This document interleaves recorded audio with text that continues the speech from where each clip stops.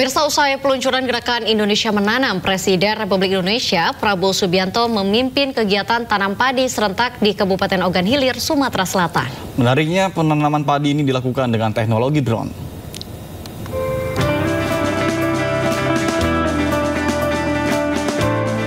Presiden Republik Indonesia Prabowo Subianto memimpin kegiatan tanam padi serentak di Kabupaten Ogan Hilir, Sumatera Selatan.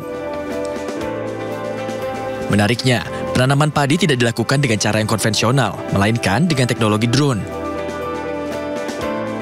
Presiden Prabowo mengaku kaget saat pertama kali mencoba mengendalikan drone untuk menanam padi. Pasalnya, penyebaran benih yang biasanya hanya mencapai 1 hektar, kini dapat mencapai 25 hektar dalam 1 hari dengan menggunakan teknologi ini. Sawah dengan teknik modern, di mana penyebaran benih dilaksanakan dengan drone, di mana yang tadinya 1 hektar membutuhkan 25 hari diolah. Kalau pakai cara tradisional, sekarang kita bisa mengolah 25 hektar dalam 1 hari.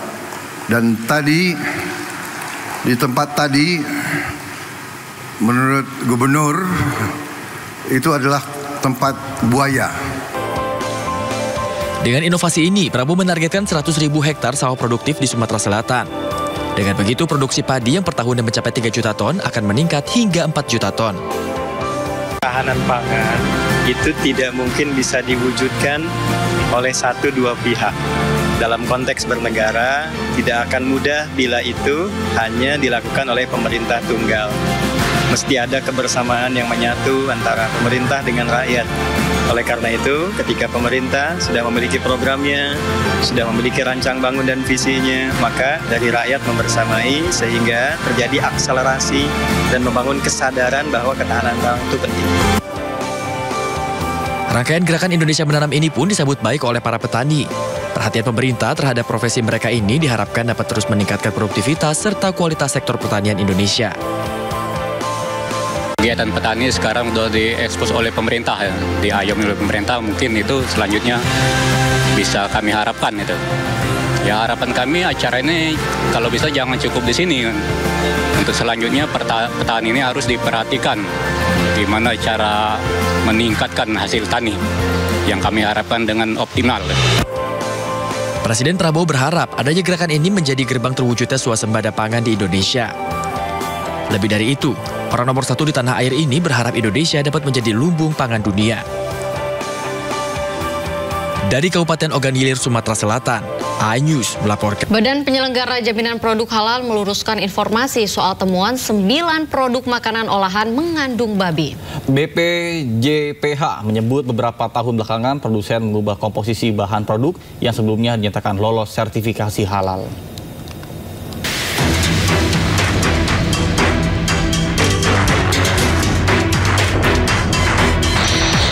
Badan Penyelenggara Jaminan Produk Halal atau BPJPH bersama Badan Pengawas Obat dan Makanan atau BPOM merilis daftar produk makanan olahan yang berlabel halal namun mengandung unsur babi atau porsin. Namun informasi ini belakangan diluruskan pihak BPJPH yang menyebut bahwa produk-produk tersebut sebelumnya halal, kemudian setelah dilakukan pengecekan ulang terbukti mengandung babi. Jadi saya luruskan, ya, bukan produk berlabel halal mengandung babi, tidak demikian. Tetapi yang terjadi adalah bahwa kami senantiasa bersama BPOM melakukan cek, melakukan and recheck, melakukan inspeksi. Nah, di antara yang kami lakukan inspeksi itu juga random. Jadi produk yang berlabel halal pun kita ulangi lagi. Dan ternyata hasil dari pengecekan kembali ada produk yang semula diidentifikasi oleh lembaga pemeriksa halal tidak mengandung babi, berjalan 4 tahun kemudian, ya, kami lakukan pengecekan ulang ternyata mengandung porsin, yaitu mengandung babi. Produk-produk yang mengandung unsur babi atau porcine rata-rata aneka cemilan yang kerap ditemui di pasaran. Cemilan ini banyak diminati masyarakat, terutama anak-anak karena rasanya yang kenyal dan manis. 7 dari 9 produk pangan ini diketahui telah mengantongi sertifikat halal, sementara 2 produk lainnya tidak mengantongi sertifikat halal. Sementara terhadap temuan ini, produsen diberi sanksi berupa penarikan semua produk dari pasaran dalam waktu 60 hari sejak diumumkan pihak BPJPH dan BPOM. Tim Liputan iNews melaporkan. Pemerintah menunda lagi pemindahan aparatur sipil negara ke Ibu Kota Nusantara di Kalimantan Timur. Rencananya ASN akan pindah secara bertahap pada tahun 2025. Pemerintah perlu melakukan penyesuaian struktur, organisasi, dan lembaga pada pemerintahan Prabowo, mengingat terdapat penambahan jumlah kementerian dan lembaga. Oleh karena itu, pada 2026 pemerintah akan melakukan penyesuaian ulang jumlah ASN yang akan pindah dengan mempertimbangkan kondisi infrastruktur di IKN, seperti jumlah kantor kementerian, lembaga, hingga jumlah hunian ASN. Rini pun menambahkan, hingga kini peraturan presiden mengenai pemindahan ASN ke IKN Nusantara belum ditandatangani oleh kepala negara. Dengan demikian, jadwal pasti pemindahan masih menunggu keputusan dari Prabowo Subianto. Informasi lainnya, pemirsa, polemik ijazah Presiden ke-7 Republik Indonesia Joko Widodo terus berlanjut. Mantan orang nomor 1 Republik Indonesia tersebut menempuh jalur hukum.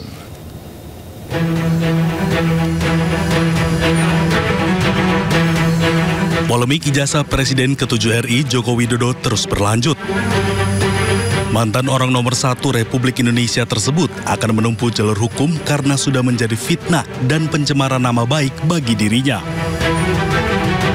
Joko Widodo menyebut dirinya siap menunjukkan ijazah asli jika diminta hakim pengadilan dalam persidangan.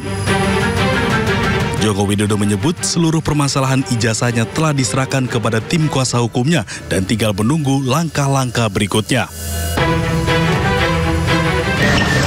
Nanti semuanya tolong ditanyakan kepada tim kuasa hukumnya. Sejauh ini Emang apa aja kayaknya guyon-guyon Pak, lihat sini Pak. Berani ya Pak? Oke. Ya, dia akan. Ya, langsung aja.